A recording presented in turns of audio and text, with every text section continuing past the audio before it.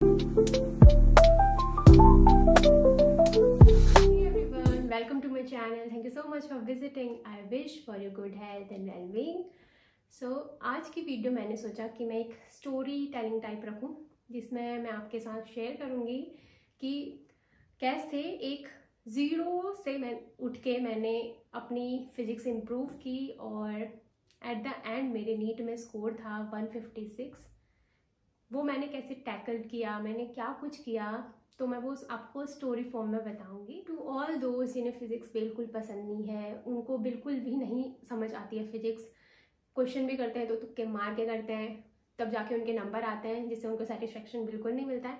तो उन सभी के लिए मैंने सोचा कि ये वीडियो बनाई जाए एंड आई एम श्योर आपको ये वीडियो बहुत हेल्प करेगी।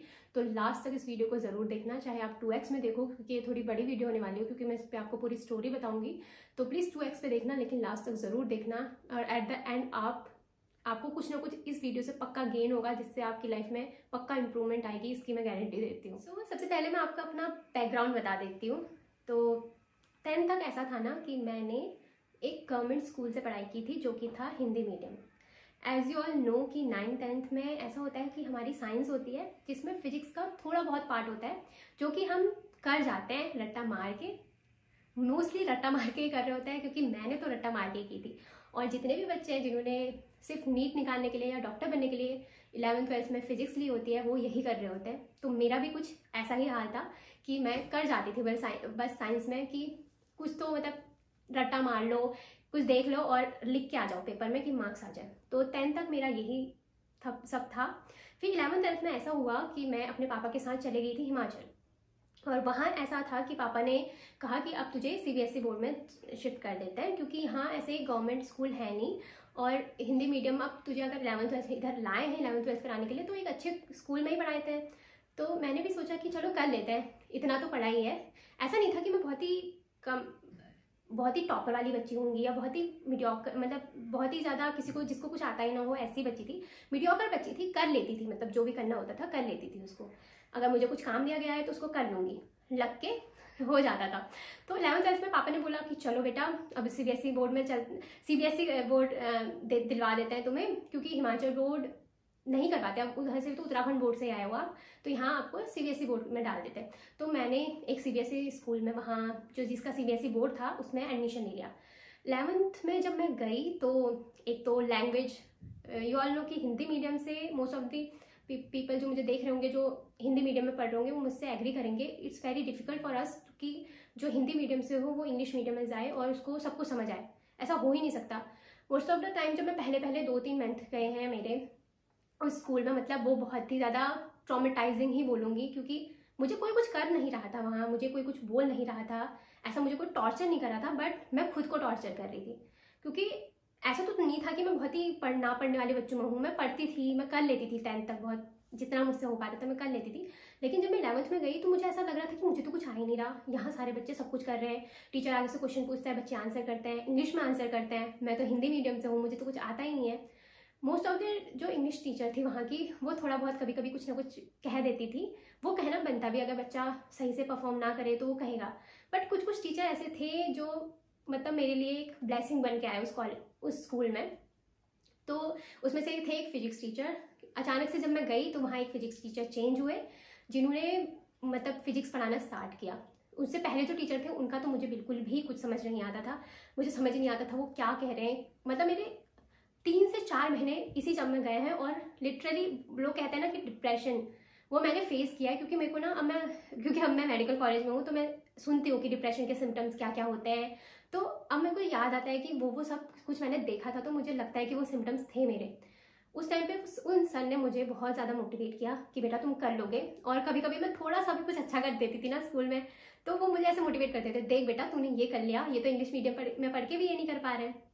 मुझे पता होता था कि ये मुझे बस मोटिवेट करने के लिए बोल रहे हैं कि मैं ऐसे होप छोड़ूँ ना, गिव अप ना करूँ, इसलिए बोल रहे हैं। बट मैं कर लेती थी। मतलब मैं ये नहीं कहूँगी कि उन्होंने मुझे खराब पढ़ाया था, उन्होंने मुझे बहुत अच्छा पढ़ाया। वो डेरिवेशन अच्छे से समझाते थे, सब कुछ करते थे। और उनके यहाँ मतलब उनसे मैंने बहुत कुछ सीखा, क्योंकि बट बात ये थी क्योंकि मैं हिंदी मीडियम से इंग्लिश मीडियम में आई थी, तो कोप अप करना बहुत ज़्यादा डिफिकल्ट था मेरे को। अभी भी मेरे को इंग्लिश में बात करने में बहुत हिचकिचाहट है। मैं मतलब अगर मुझसे कोई इंग्लिश में बात कर रहा है, मैं अब नहीं कर पाऊंगी, उसको रिप्लाई नहीं कर पाऊंगी इंग्लिश में। जबकि अगर कोई हिंदी में बात करे मैं कर लूंगी, मैं बहुत अच्छे कॉन्फिडेंटली बोल लूंगी। लेकिन कोई इंग्लिश में अगर सामने से बात कर रहा है, मैं मतलब उसका जो सेंटेंस है वो मैं दिमाग में बना लूंगी, बट मेरे से मुंह से नहीं निकलती, शब्द ही नहीं निकलते। लेकिन कोई अगर सामने से मुझे इंग्लिश में बात कर रहा है तो मैं समझ जाऊंगी कि वो मुझसे क्या कन्वे करने का कोशिश कर रहा है, लेकिन मैं खुद से कन्वे नहीं कर पाऊंगी उसको, अपने स्टेटमेंट या कुछ भी अपने मेरे मन के थॉट्स मैं हिंदी में कर लूंगी, ऐसा है। जबकि मैं अभी मेडिकल कॉलेज में हूँ, अभी भी मुझे ये प्रॉब्लम है और मुझे ये सुधारनी है आगे चल के, क्योंकि इस फील्ड में रह के इंग्लिश आना बहुत ज़्यादा इंपॉर्टेंट है। वो चीज़ बात की है, बट अभी स्टोरी पे आते हैं। मैं कभी कभी भटक जाती हूँ स्टोरी से इधर उधर, तो भटकते नहीं है, सीधे पॉइंट पे आते हैं। तो उसके बाद क्या हुआ, सर बहुत अच्छे से डेरिवेशन समझाते थे, मैं कराती थी। तो 11th में भी, क्योंकि बहुत मेरा 11th का बहुत कुछ निकल चुका था, तब जाके सर आए थे और तब जाके मैं थोड़ा स्टेबल हुई थी। तो मेरे 11th में उतने अच्छे मार्क्स नहीं थे, अभी मुझे याद भी नहीं है, लेकिन मुझे इतना याद है कि फिजिक्स में मेरे उतने अच्छे मार्क्स नहीं थे। और वो जितने भी आए थे वो डेरिवेशन की वजह से आए, क्योंकि न्यूमेरिकल तो मैं छूती ही नहीं थी, क्योंकि न्यूमेरिकल से तो मैं पहले से ऐसे दूर से भागती थी, मतलब मेरे हिसाब से वो भूत है और उससे दूर भागना है, ऐसा था सीन था। तो उसके बाद मेरी 12th स्टार्ट हुई। यू ऑल नो, बोर्ड का साल है भाई, सब लोग इतने अलर्ट रहते हैं, टीचर्स भी, कि बोर्ड है भाई बेटा, बोर्ड है, सब ध्यान दो, इंपॉर्टेंट जो है क्वेश्चन जो बोर्ड में आते हैं उन पर ज़्यादा ध्यान दो, यही सब चल रहा होता था। तो CBSE का जब 12th का मेरे थे पेपर, तो मैंने तब भी वो सर ने पढ़ाया था और उन्हें बहुत अच्छे से पढ़ाते थे वो, और वो कहते भी थे हमसे कि न्यूमेरिकल भी करने चाहिए बेटा, आगे चल के अगर नीट वगैरह देना है तो उसके लिए तुम्हें प्रिपेयर रहना है, अभी से प्रिपेयर करोगे तभी जाके तुम्हें आगे जाके प्रॉब्लम नहीं होगी। लेकिन हम ठहरे बच्चे, हम कहाँ सुने सर की, हमको ये था कि जिससे मार्क्स आ जाए 12th में, ऐसे पढ़ते हैं। तो इसी वे में मैंने पढ़ाई की 12th की। मतलब मैंने डेरिवेशन में बार बार किया करती थी, मतलब अगर सर ने एक बार डेरिवेशन बताती तो उसको मैं 5 बार भी लिखती थी, उससे क्या होता था वो याद रह जाती थी मुझे। तो इस तरीके से मैंने 12th की। और जब मेरा जो 12th का जो बोर्ड था ना, उसमें CBSE बोर्ड में उतना ज़्यादा डिफिकल्ट पेपर नहीं आया था, तो मतलब ठीक था, उसमें डेरिवेशन ज़्यादा थी, थोड़े बहुत न्यूमेरिकल थे जो कि सिंपली हो जा रहे थे, तुक्के मार के कर लोगे ऐसा टाइप का था, ऐसा मुझे फील हुआ। आई डोंट नो और लोगों को क्या फील होगा, बट मुझे ऐसा लगा था कि ठीक था पेपर, इतना ज़्यादा बहुत ज़्यादा डिफिकल्ट नहीं था, ठीक था पेपर। बट मेरे जो उस दिन उसमें मार्क्स आए थे वो 92 थे शायद, मुझे इतना ही याद आ रहा है अभी कि 92 समथिंग आए थे मेरे जो 12th बोर्ड में आए थे पेपर में मार्क्स। देन वो भी मुझे पता था क्योंकि मैंने डेरिवेशन ज़्यादा अच्छे से की थी, तो डेरिवेशन कर लेते थे, तो इस वजह से नो कि 12th में हम इतना ज़्यादा न्यूमेरिकल पे ध्यान देते नहीं है। मैंने भी ना इंपॉर्टेंट चीज़ें ज़्यादा पढ़ी थी कि जो ज़्यादा पेपर में आ जाएंगी, जिससे मेरे मार्क्स बन जाएंगे, क्योंकि हम 12th तक ऐसे नंबरों के पीछे ही भाग रहे होते हैं, पेरेंट्स भी नंबर देखते हैं, सोसाइटी वाले भी नंबर देख रहे होते हैं। तो मैंने ज़्यादा न्यूमेरिकल तो देखे ही नहीं थे, मैंने डेरिवेशन देखी थी बहुत अच्छे से, और तो उस वजह से मेरे नंबर आ गए थे। इसका ये है। देन उसके बाद आता है नीट, जो कि जिसके लिए हमने मेन गोल था नीट लेने, फिजिक्स लेने का, कि नीट क्लियर करना है, डॉक्टर बनना है, तो MBBS में जाना है, MBBS करनी है, ये था। लेकिन अब आप सब जानते हो कि डेरिवेशन करके न्यूमेरिकल नहीं हो सकते, अगर आप कॉन्सेप्ट भी क्लियर हो, लेकिन एट द एंड आपको न्यूमेरिकल करने आने चाहिए, आपको प्रॉब्लम सॉल्विंग आपकी बहुत अच्छी होनी चाहिए, जो कि हमने 12th तक सीखी नहीं है, हम डेरिवेशन के पीछे भागे, नंबरों के पीछे भागे, तो यही था। तो उसके बाद नीट में मैं आ गई थी दोबारा उत्तराखंड, तो यहाँ के ही पास में मम्मी मेरे साथ रहती थी, तो उसके साथ ही पापा ने बोला कि चलो वो ले लेते, पापा भैया मम्मी दीदी लोगों ने, क्योंकि दीदी लोगों ने पहले पढ़ा हुआ है तो ना एक्सपीरियंस है, तो उन्होंने बोला कि चलो इसको एक कोचिंग में डाल देते हैं, अगर इसको नीट की प्रिपरेशन करनी है तो ऑफलाइन कोचिंग दे देते हैं। तो उन्होंने पास के बहुत ही अच्छे जाने माने जो है नीट प्रिपरेशन जो कराते हैं उस वाले जो कोचिंग इंस्टीट्यूट होता है उसमें मेरा एडमिशन करवा दिया, जिसकी फ़ीस भी बहुत ज़्यादा थी, अगर मैं अब ऑफलाइन और ऑनलाइन में अगर कंपेयर करूँ तो बहुत ज़्यादा थी। तो अब मेरे को वहाँ एडमिशन करवा दिया। अभी तक जिस बच्ची ने डेरिवेशन किया है अब उसको प्रॉब्लम सॉल्विंग करनी है। वहाँ के जो टीचर थे ना वो बहुत अच्छे थे, नो डाउट। आज तक मुझे फिजिक्स का कोई भी टीचर ऐसा नहीं मिला है जो अच्छे से सना समझाता हो, और यहाँ भी विद गॉड ग्रेस मुझे बहुत अच्छे टीचर मिले। लेकिन क्योंकि अभी आज तक मैंने डेरिवेशन देखी है, अब तो प्रॉब्लम सॉल्विंग करनी है, जो कि मेरी 0 बट्टा नील बट्टा सन्नाटा है, ठीक है। तो ये सीन था। अब उसके बाद हुआ ये कि हमारे पढ़ाने लगे सर, समझ में आ रहा है, ऐसा नहीं है कि समझ नहीं आ रहा, लेकिन एट द एंड जब हमें मॉड्यूल्स मिलते थे, हमारे जो कोचिंग की तरफ से मॉड्यूल्स मिलते थे, उसको सॉल्व करने बैठो, स्टार्टिंग के क्वेश्चन जो बहुत ही ईजी होते हैं ना वो सॉल्व हो जाएंगे, और जो सर भी कराते थे क्लास में वो भी समझ आ रहे हैं। लेकिन एट द एंड जब मैं घर आ रही हूँ, उन्हें सॉल्व कर रही हूँ, जो सर ने नहीं कराया वो क्वेश्चन सॉल्व कर रही हूँ, वो सॉल्व ही नहीं हो रहे। फिर मैंने धीरे धीरे करके, मुझे उसका डर बढ़ता गया, क्योंकि वो सॉल्व नहीं हो रहा है, तो मैं सोचूं कि अब छोड़ो, इसको नहीं करते, क्योंकि ये चीज़ सॉल्व नहीं हो रही है, तो मेरा कॉन्फिडेंस जो है वो ऐसे कम होता जा रहा है। तो इससे अच्छा है कि इसको छोड़ देते हैं, इसको करते ही नहीं है, इस पोर्शन को छोड़ देते हैं, सिर्फ आगे बढ़ जाते हैं। जो जो क्वेश्चन सॉल्व नहीं हो रहा है, और ना मैं, एक तो मैं ऐसी बच्ची हूँ जो डाउट पूछने से पहले 100 बार सोचेगी। ऐसा लगता है मुझे कि सामने वाला क्या सोचेगा, ये क्या सोचेगा, वो क्या सोचेगा, बहुत सारे मैं ओवर थिंक करूँ, तो मेरे को दिमाग में बहुत कुछ चलता है। और जो मेरे दोस्त थे वो भी ऐसे ही बनाए मैंने कोचिंग में कि उन्हें भी डाउट सॉल्व पूछने में बहुत वो होता है कि बहुत सोचते हैं। तो जब दोस्तों का पूरा ग्रुप ही ऐसा हो तो पूछे कौन डाउट। तो ऐसा होता था कि डाउट अपने मन में ही रखने हैं और कुछ करना नहीं है, और जितने क्लास में करा दिए क्वेश्चन करा दिए, एट द एंड फिर जो जितनी भी मॉड्यूल मिली है, अच्छा ठीक है इसका आंसर ये है, इसका आंसर वो है। और फिर हमारे हर मंथ में हमारे पेपर हुआ करते थे, जितना हमारे यूनिट कंप्लीट हो जाती थी। अब उसमें भी मैं क्वेश्चन करके आऊँ, कुछ तो हो जाए। ज़्यादातर मैं तुक्के मार के आती थी, फ्रेंकली स्पीकिंग मैं सच में तुक्के मार के आती थी, और जितने नंबर भी आते थे वो बहुत कम आते थे, और वो तुक्कों की बदौलत आते थे। ये मैं आपको अपनी रियलिटी बता रही हूँ, जो मैंने फर्स्ट ईयर अपना ड्रॉप लिया उसमें। अब इसके बाद ये सब हो गया, पूरा साल निकल गया, एट द एंड हमारे पेपर होने वाले हैं। पेपर आने के टाइम पे भी एज यू ऑल नो कि अगर तुमने अच्छे से प्रिपेयर नहीं किया तुम लास्ट दिन के प्रेशर में कैसे कर लोगे। वहाँ थोड़ा ना तुक्के चलेंगे, वहाँ तो अलग लेवल, मतलब वहाँ तो बिल्कुल ही डिफरेंट क्वेश्चन आते हैं, मतलब कुछ आते हैं जो पहले आ चुके हों, वरना बिल्कुल ही अलग क्वेश्चन आते हैं। तो मेरे को मेरे उस साल बहुत कम नंबर आए, मैं बता भी नहीं सकती, इतने डिसअपॉइंटिंग मार्क्स थे मेरे, मतलब कि जितने मैंने फीस भरी थी ना उतनी मेरी रैंक होगी। तो समझ सकते हो कि कितने गंदे मार्क्स आए थे मेरे, उससे भी ज़्यादा रैंक होगी मेरे जितने मैंने फीस भरी थी। ये हुआ। अब क्योंकि करना तो नीट ही था, ये था कि ये रेस इतनी वो है ना, रैट रेस बोलते हैं इसको, जो हम लगे हैं, सारे बच्चे लगे हैं इसमें। हम ऐसा हो जाता है कि अगर ये कर लिया है ना, तुम फीस के ट्रैप में ऐसा फंसते हो ना, तुम छोड़ नहीं सकते उसको। तुम्हें लगता है कोई नहीं, इस बार नहीं हुआ कोई बात नहीं, अगली बार होगा, अगली बार नहीं तो अगली बार होगा। तो तुम लोगों को देख रहे होते हो जिनका हो रहा होता है, तुम्हें लगता है अगर इसने कर लिया तो मैं भी कर लूँगा। तुम रैट रेस में इतना भागने लगते हो, तुम फिर इसको छोड़ नहीं पाते हो कि अगर नहीं हुआ तो चलो कोई दूसरा ऑप्शन देख लेते हैं, जो कि बहुत गलत है, लेकिन मैंने किया वो, ठीक है। मैंने सोचा कि चलो अगली बार होगा। अब इस बार मैंने सोचा कि नहीं, इस बार मुझे ऑफलाइन कोचिंग तो बिल्कुल नहीं करनी है, क्योंकि मुझे वहाँ का कुछ समझाया हुआ समझ ही नहीं आ रहा है, और वो मॉड्यूल तो मैं जाके करती ही नहीं हूँ, पता नहीं मेरे साथ क्या हो रहा है।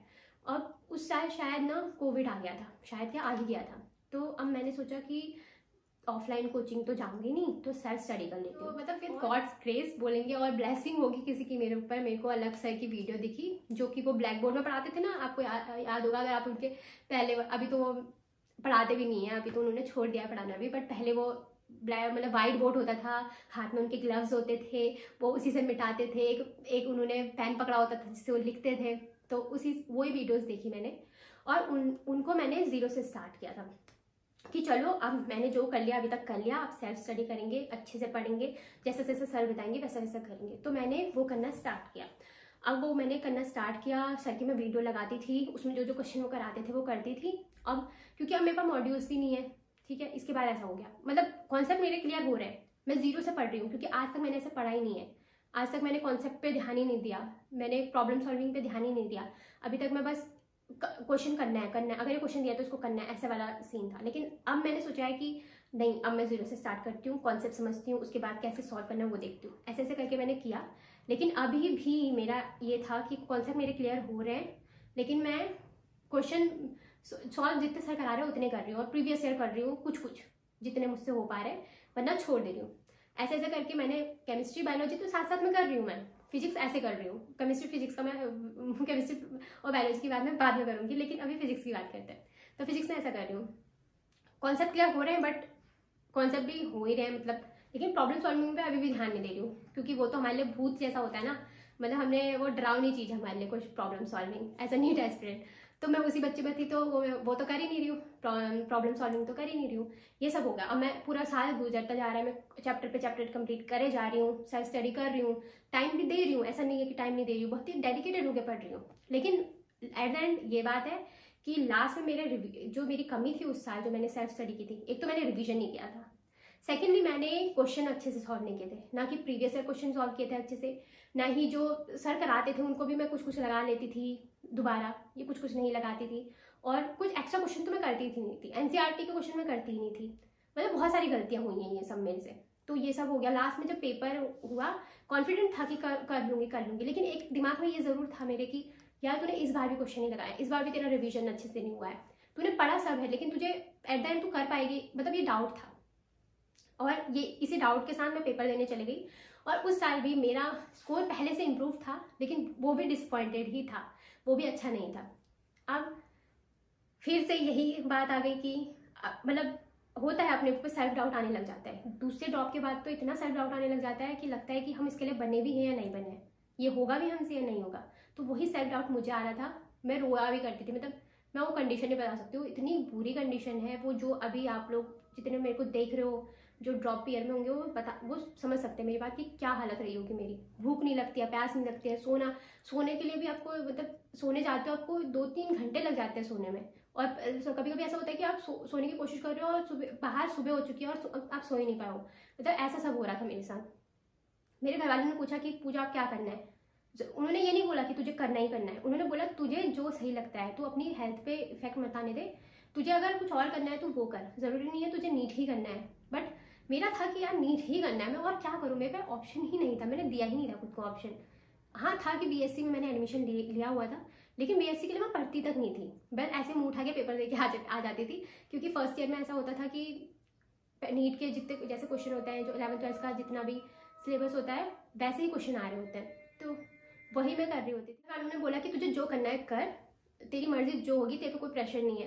बट मेरे को था कि नहीं मुझे नीट ही करना है, मैंने अपने आप को सेकंड ऑप्शन कभी देने का सोचा ही नहीं।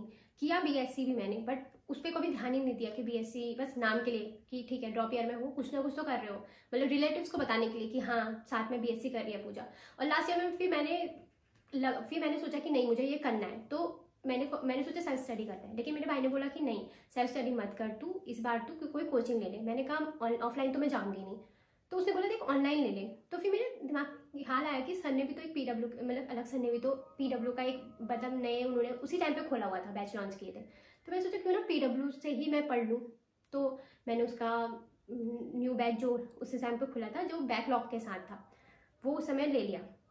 अब बैकलॉग के साथ वो लिया था, तो एक तो बैकलॉग का प्रेशर और ऊपर से पढ़ाई का अलग प्रेशर, तो बहुत प्रेशर चल रहे थे। जबकि घर वालों ने कोई प्रेशर नहीं था कि तुझे करना है नहीं करना है तेरी मर्जी है, बट मैंने खुद को प्रेशर दिया हुआ था कि नहीं करना है और बैकलॉग भी खत्म करना है, ये सब कुछ सोच के रखा था ऐसा।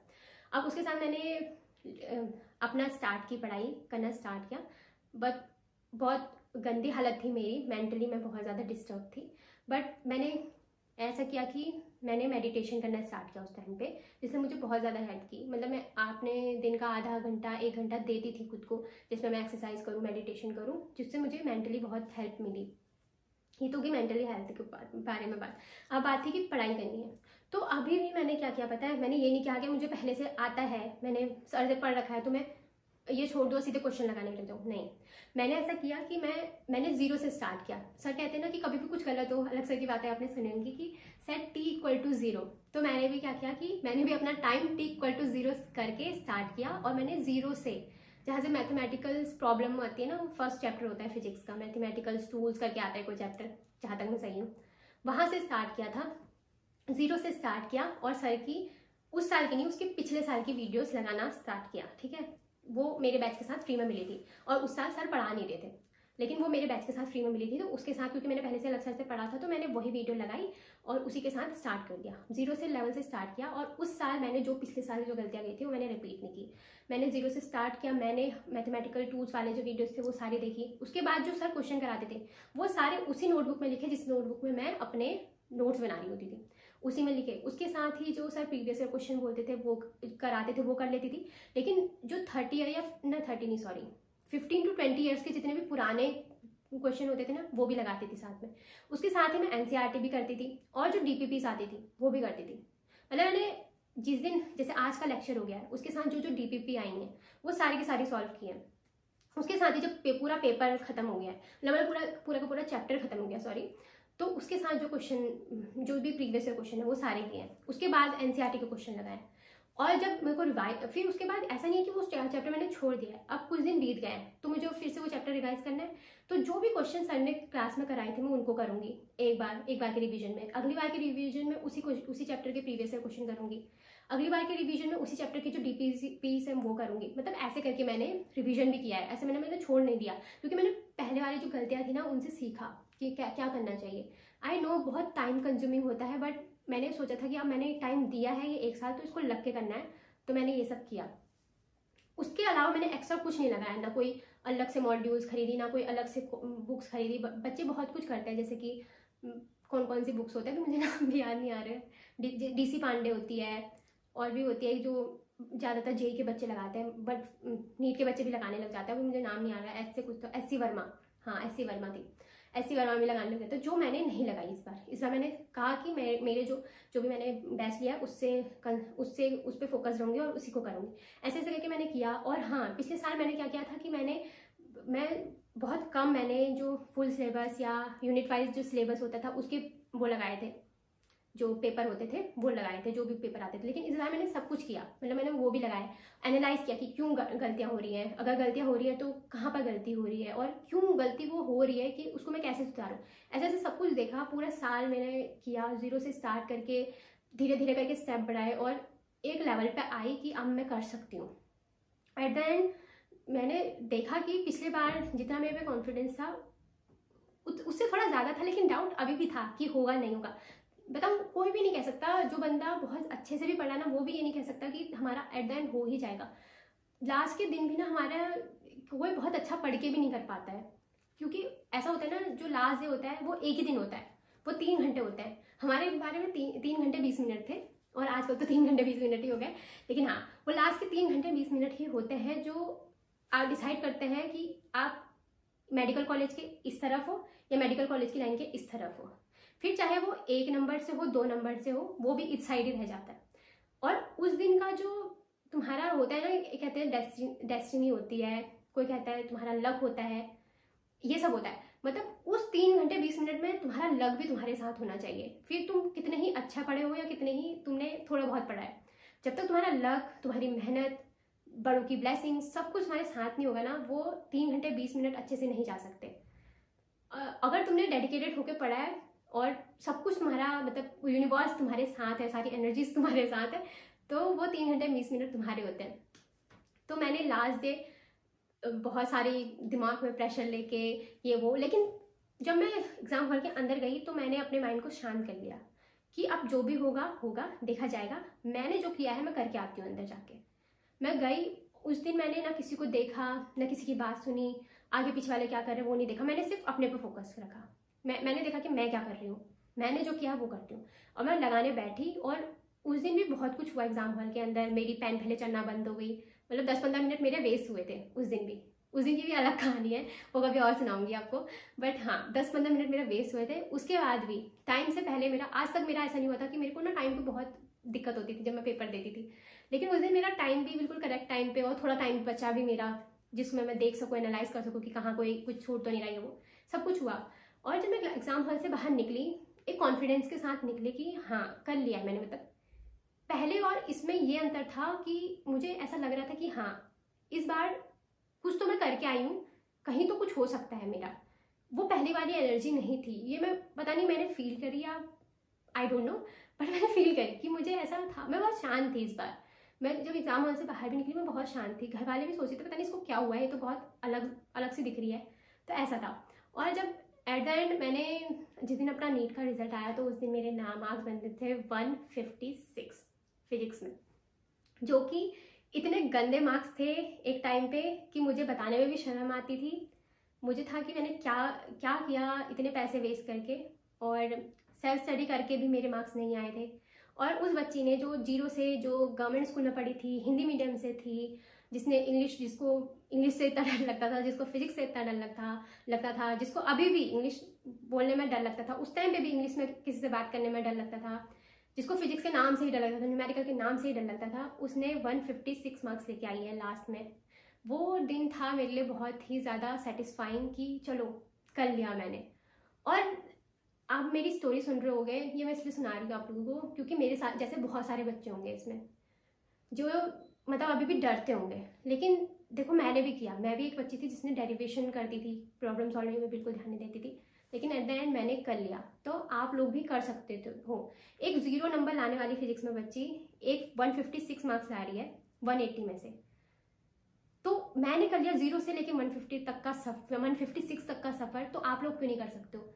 आप लोग भी कर सकते हो अगर आप करना चाहो। ये स्टोरी आपको बताने के लिए है कि आपको कहाँ गलती नहीं करनी है। इस स्टोरी के बीच में आपने बहुत सारी चीज़ें देखी होंगी कि मैंने क्या क्या गलतियाँ की थी और जिससे मैंने सीख ली वो आगे नहीं की।